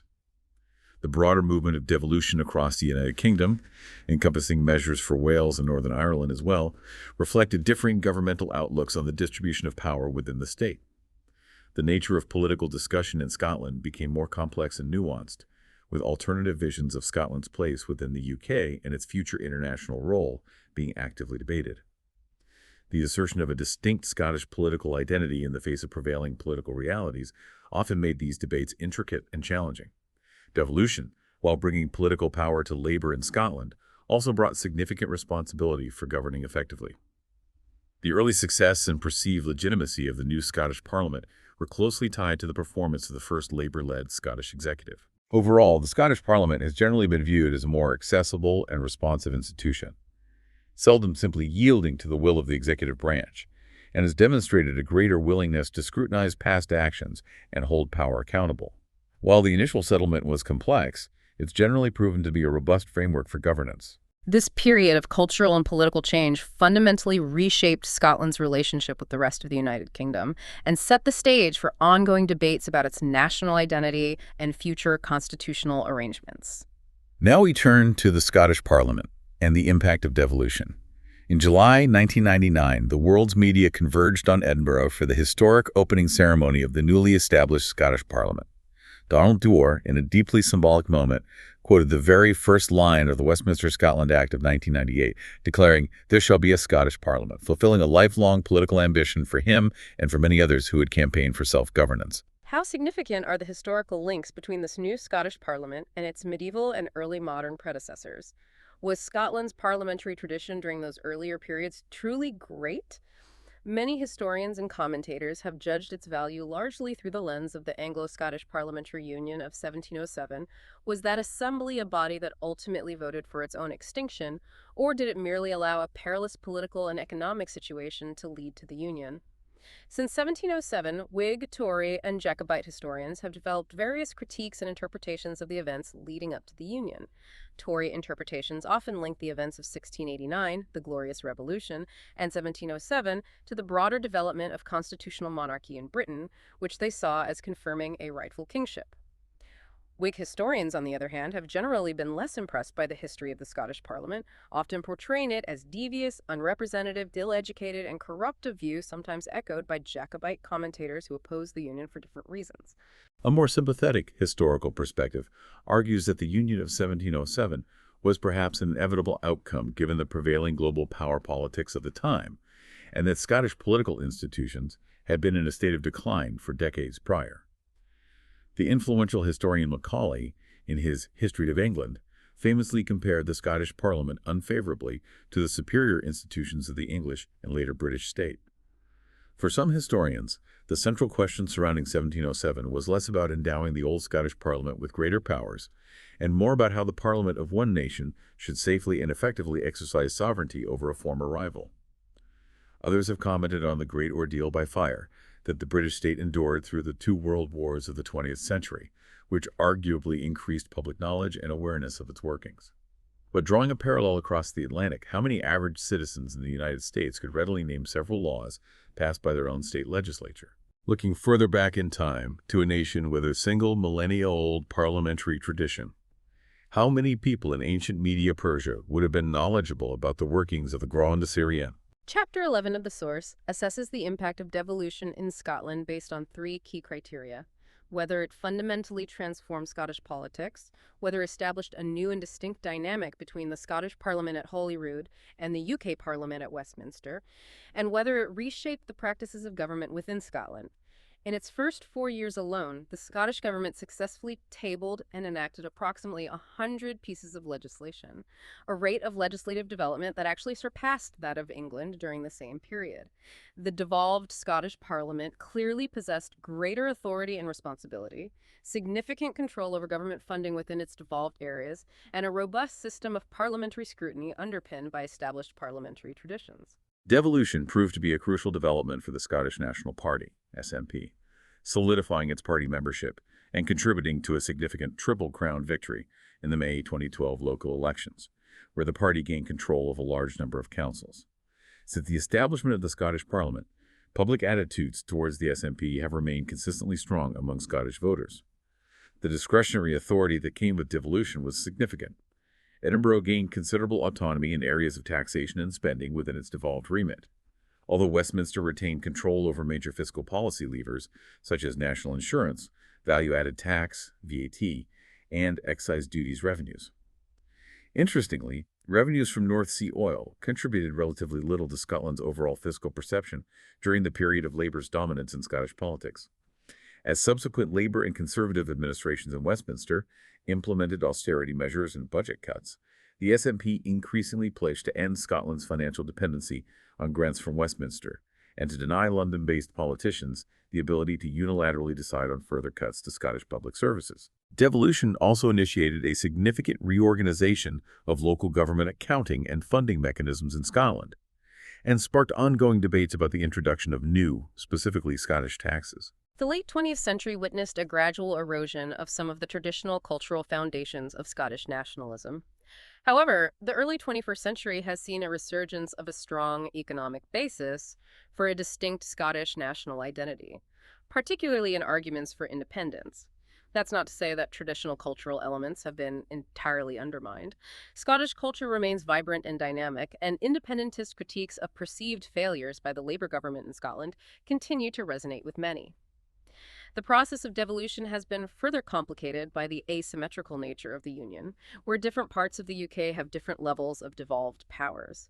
Despite the numerous changes to Scottish policies enacted by the Scottish Parliament, Westminster has largely retained control over major budgetary decisions, and a central preoccupation in political discourse remains a question that echoes the primordial concerns of the 3 centuries preceding the Union. Which court, which parliament, which sovereign power ultimately holds superior authority? All these fundamental questions were ostensibly answered at the time of the Union through the Parliamentary Acts of 1706 and 1707, which were themselves largely driven by the war exigencies of establishing a single sovereign state to counter perceived threats from Irish and French intervention. That brings us to a consideration of modern Scotland. It's widely recognized as a highly educated country with a significant proportion of its population holding degrees in higher education. Scotland boasts several prestigious universities, including 4 medieval institutions that rank among the oldest in the United Kingdom. The Scottish education system, from primary school through further education, is administered by the Scottish government, while the universities themselves enjoy a significant degree of self-governance and academic autonomy. The majority of funding for higher education comes directly from the Scottish government, with varying amounts also derived from student fees, so for specific categories, and other institutional sources. Notably, international students typically pay lower tuition fees in Scotland compared to England and Wales, and students from the rest of the UK generally pay no tuition fees to study at Scottish universities. Many of Scotland's educational establishments have histories spanning over a century, with 3 of its universities having been founded more than 500 years ago. Scotland maintains the largest per capita church presence within the United Kingdom, with a consistently significant number of regular worshippers across various denominations. It is a country rich in culture and traditions, with a wide array of active clubs and associations reflecting diverse interests and social bonds.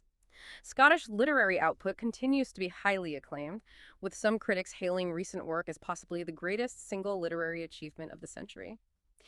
Comparisons with literary output from Irish towns highlight the significant amount of Scottish literature that uses towns as key locales, often overlooked as parochial, despite exploring universal themes and concerns that have much wider relevance beyond their specific settings. Finally, let's consider the political landscape and cultural identity of 11th century Scotland to provide a point of comparison with the modern era. The political landscape at that time was dominated by tribal Celtic structures, with distinct Celtic languages being spoken an ancestor of Welsh in the south, and Gaelic in the central, northeastern, and western regions. The influence of a High King, nominally extending north of the Forth and Clyde rivers, did not include the far northern territories and the Orkney and Western Isles, which were under Norse control and where Scandinavian languages predominated. The mainland was largely divided into 6 predominantly Celtic tribal areas, each ruled by a Mormor: Fortriu, Murnio, Moray, Athol, Sea, and Dumfries. The larger territories of Fortriu and Moray were often subdivided, and Athol was also divided into the Land of Aid and its lower parts. Alongside these larger tribal regions were 2 smaller, more consolidated petty kingdoms in the south, Fife and Stratharan. Further south lay the kingdom of Strathclyde, centered at Dumbarton, whose inhabitants spoke a language ancestral to modern Welsh. The term Scotia, originally a biblical and Psalms term, was initially adopted in some contexts as Scotia Nova to refer to parts of Scotland, and its use was not yet tied to any unifying national myth. Land ownership, with the exception of land held directly by the king or the church, was largely communal, belonging to the clan and governed by kin group tribunals operating under Gaelic law. This Celtic legal system was highly developed, emphasizing common clan ownership of arable land and other resources. Sentences for established causes or recognized offenses included fines, the handover of goods, excommunication from the community, exile, requirements for healing or compensation, and even the payment of bribes in cases of defamation. Jurors for legal proceedings were often selected by drawing lots involving the accused, and in some instances, trial by ordeal, such as by water or fire, was practiced.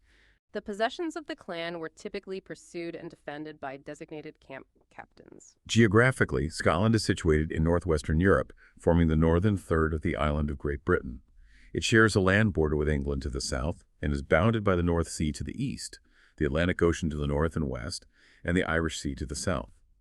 Its territory includes over 790 islands, the major archipelagos being Orkney, Shetland, and the Hebrides.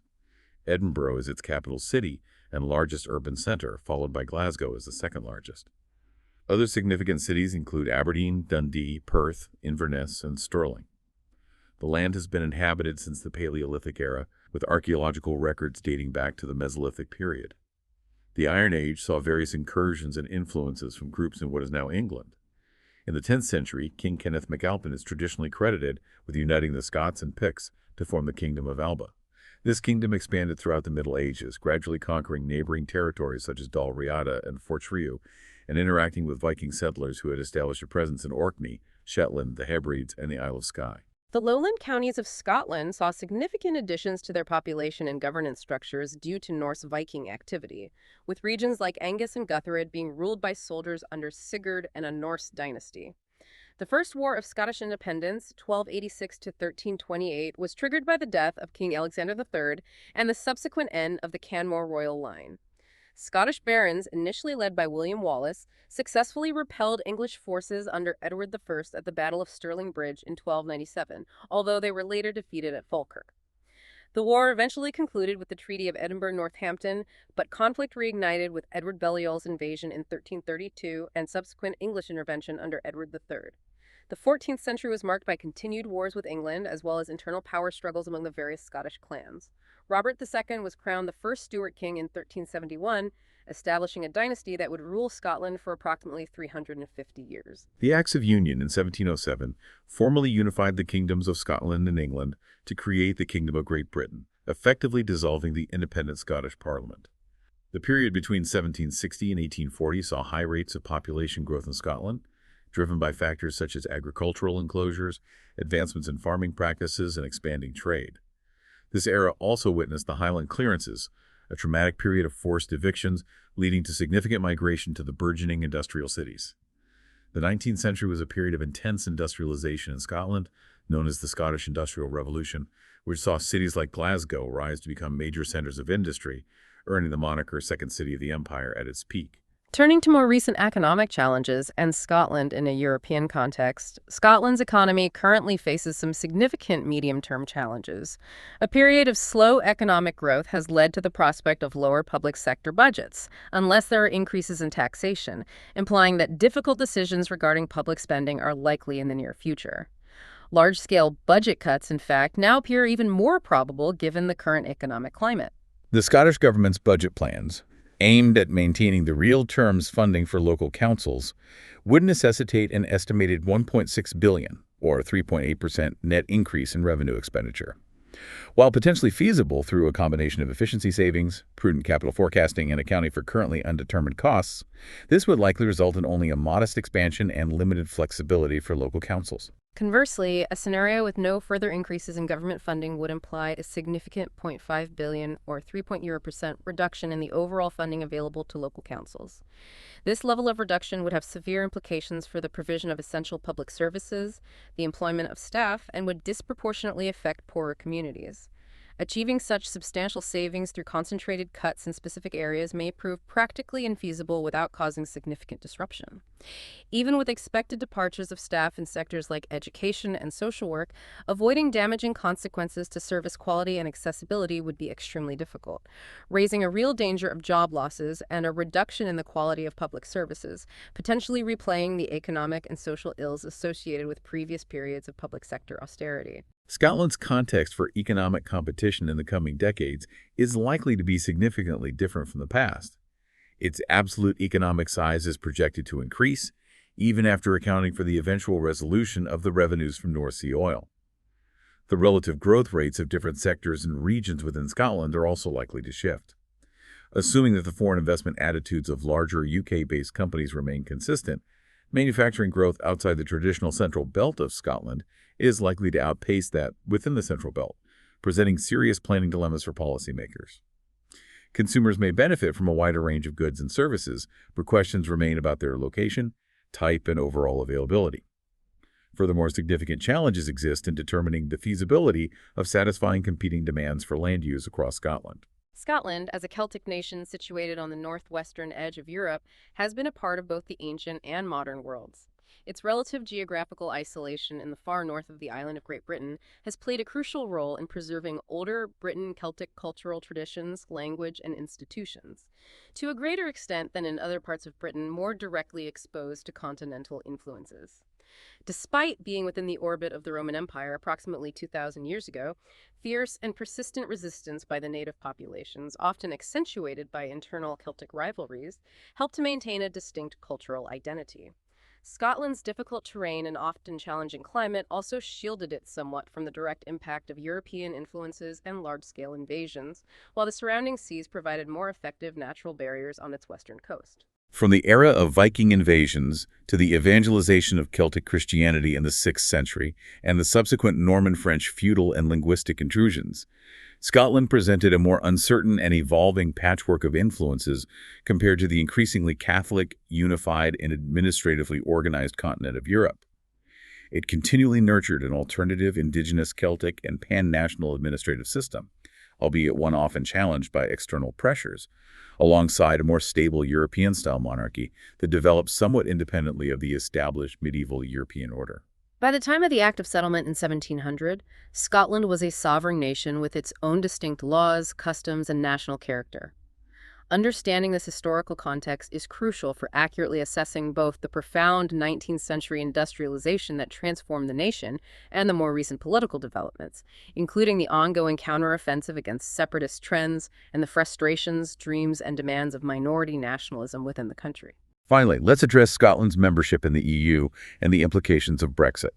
Scotland is currently considered an EU member as part of the United Kingdom, a situation that presents a complex issue for its potential future as an independent state.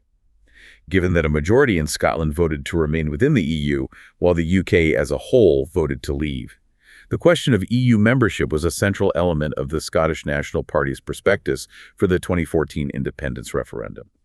The question of Scotland remaining within the EU, even if the rest of the UK left, was actively raised during that campaign and continues to be a significant point of debate. Scotland's perceived chances of achieving its desired relationship with the EU have shifted considerably due to subsequent political events. From the perspective of the European Union, Scotland is generally considered to be well qualified for potential membership. Public opinion in Scotland is significantly more favorably inclined towards the EU than in England. And the Scottish government has consistently expressed a positive attitude towards the majority of EU policies, a stark contrast to the stance often taken by the UK government in Westminster in recent years. The United Kingdom's vote to leave the European Union in the 2016 Brexit referendum is widely seen as having significantly damaged its international standing and eroded some of the goodwill it previously enjoyed within the EU. Conversely, Scotland, having voted overwhelmingly to remain within the EU, gained a degree of sympathy and understanding from most member states and EU institutions. However, some sympathetic EU nations may still be reluctant to see further weakening or fragmentation of the United Kingdom. Arguments continue to be made that Scotland's best course of action might be to remain within the UK in order to exert influence on future policy from within. A major change in perspective since 2014 is that Scotland's chances of maintaining or re-establishing some form of EU membership are now perceived very differently. The argument that Scotland would inevitably have to leave the EU along with the rest of the UK, then apply for membership under Article 49 of the Lisbon Treaty, and join a potentially long queue of applicant nations, now appears somewhat tenured to the shifting political realities in both Scotland and the EU. Attempting to counter the claim that EU membership for an independent Scotland would be straightforward, the European Commission president in 2014 stated that joining the EU would be extremely difficult, if not impossible. However, this assertion looks significantly different in the political context of 2023, following the UK's withdrawal. Consequently, many of the arguments previously made against Scotland's potential EU membership are now considered to be substantially dented or less persuasive. Scotland's strong vote to remain within the EU was a major political defeat for the proponents of the British Union and has undeniably resurfaced the issue of Scottish independence with renewed vigor. And with significant levels of popular support within Scotland itself, and even some sympathy in parts of the rest of the UK. Following Brexit, the possibility of an independent Scotland rejoining the European Union, while subject to potentially strict conditions and requiring a formal application process, is generally considered technically possible by most political analysts, who anticipate a supportive welcome from European institutions, contingent on a clear and sustained democratic mandate for independence from the people of Scotland and a generally favorable political environment within the EU at the time. Over the past decade, the issues of Scottish independence and the potential for a second independence referendum have fueled heated and often divisive political debates within Scotland, creating deep divisions not only between different political parties but also within them, as well as across the electorate and even within families and communities. The fallout from Brexit has significantly weakened previously long-settled constitutional questions within the UK and breathed new life into fundamental questions of politics and national identity that have long vexed Scotland. The seismic implications of Brexit for the 311-year-old union between Scotland and England and Wales have brought the very question of the UK's continued membership back to the forefront of political discourse in Scotland. Brexit has imbued this ongoing debate with fresh dimensions, new substance, and a heightened sense of immediacy for many Scots. The leadership of the Scottish National Party and a significant portion of the Scottish electorate viewed Brexit as a stunning and potentially destructive rupture from established norms and a development that fundamentally altered the constitutional landscape. Scotland's First Minister has described the post-Brexit landscape as potentially representing the most stressful period in modern Scottish history. The 2014 Scottish independence referendum was far more than just a debate about the practicalities of an independent state. It represented an extraordinary moment in Scotland's national development as a distinct political body.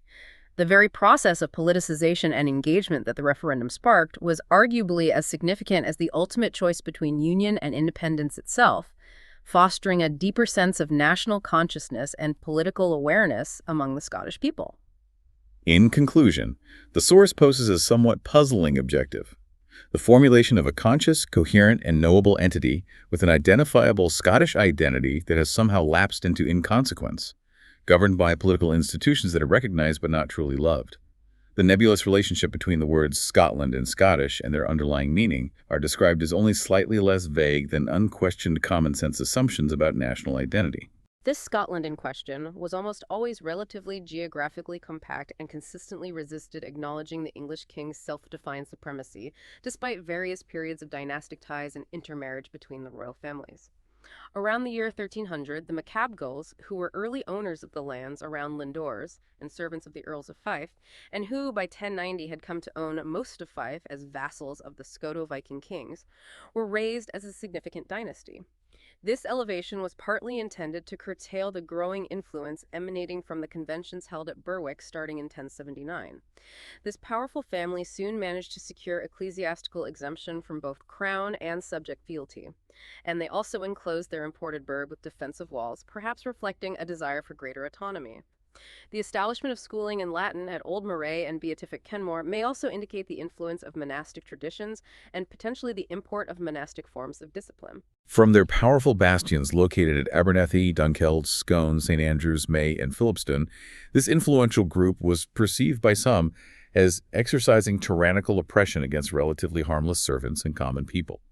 Landless filers, yeoman farmers, merchants, and widows, who were once forbidden from tilling certain lands, gradually anchored their own personal advantage, leading to a significant and perhaps symbolic gunpowderous pride quarrel that took place in 1265 at Lathrisk.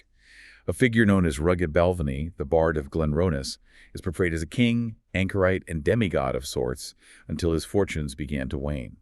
Then, a 14-year-old individual is said to have concealed the underlying cause of the quarrel, perhaps suggesting a deeper, unresolved tension beneath the surface of events. These final cryptic remarks in the source seem to hint at the complex and often obscured power dynamics and social tensions that have characterized Scottish history, even at a local level, contributing to the broader narrative of a nation striving to define its identity and navigate its relationship with power structures, both internal and external. So, as we conclude this deep dive into the long and fascinating history of Scotland, based on this comprehensive source, we've journeyed through so many pivotal themes. Yes, we have. We've traced that enduring relationship with water, which shaped early settlement and facilitated trade and movement. We've explored the rich layers of prehistoric and historic settlements that dot the Scottish landscape, and considered the significant impact of both Roman and Viking incursions, which left indelible marks on the culture and society. We've also examined the rise and fall of early kingdoms, the protracted and crucial struggles for independence against English dominance, the profound cultural and religious shifts that define different eras, the complex and consequential story of the union with England, and the transformative power of the Industrial Revolution that fundamentally reshaped the nation's economy and society. And finally, we've navigated the complexities of modern Scotland within a broader European context, grappling with its evolving identity and the ongoing questions of sovereignty and its place in the world, particularly in the wake of Brexit.